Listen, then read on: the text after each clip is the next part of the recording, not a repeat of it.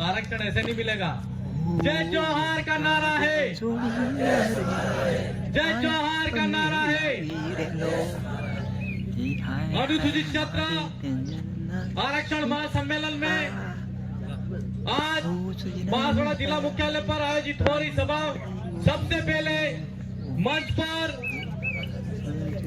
हमारे समाज के वीर योद्धा जिन्होंने आज सामाजिक क्रांति के माध्यम से देश को आजाद कराने में अहम भूमिका निभाई, उनको शत शत नमन करता हूं।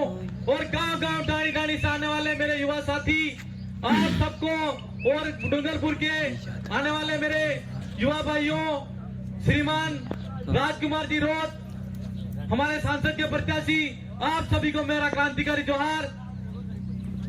आज मंच पर हमारी बहुत सारी बातें हो रही है, लेकिन अनुसूचित क्षेत्र के अंदर आरक्षण की जो बात है उसका मूल उद्देश्य ये है कि हमारा आदिवासी क्षेत्र के अंदर 1874 के अंदर सबसे पहले अंग्रेजी हुकूमत के सामने आदिवासियों ने लड़ाई लड़के अलग से हमारा एक्ट बनवाया था। वही कि वही 1919 में आया, वहां पर भी आदिवासियों ने लड़ाई लड़ी। वही भारत शासन अधिनियम 1935 में आया। इसके बाद हमारे देश के अंदर जब संविधान बना तो 1950 के अंदर 5वीं अनुसूची और अनुसूचित क्षेत्र को शामिल तो किया गया, लेकिन अनुसूचित क्षेत्र के में आदिवासियों के ऊपर 5वीं अनुसूची जो पूर्ण रूप से धरातल पे लागू होनी चाहिए थी वो नहीं हुई।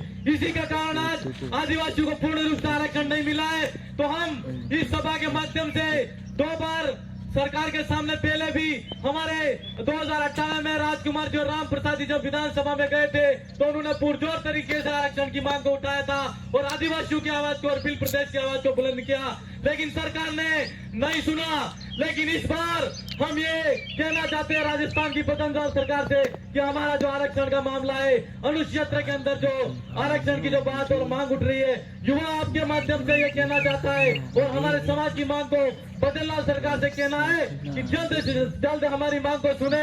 अगर हमारी मांग को नहीं सुना गया तो यह निश्चित तौर पे समझ लेना कि आने वाले क्षेत्र के अंदर, आने वाले टाइम के अंदर बीजेपी के और कांग्रेस के यहाँ पर जो भी नेता है उनको हम जूतों की माला पहनाएंगे और जूते मारेंगे।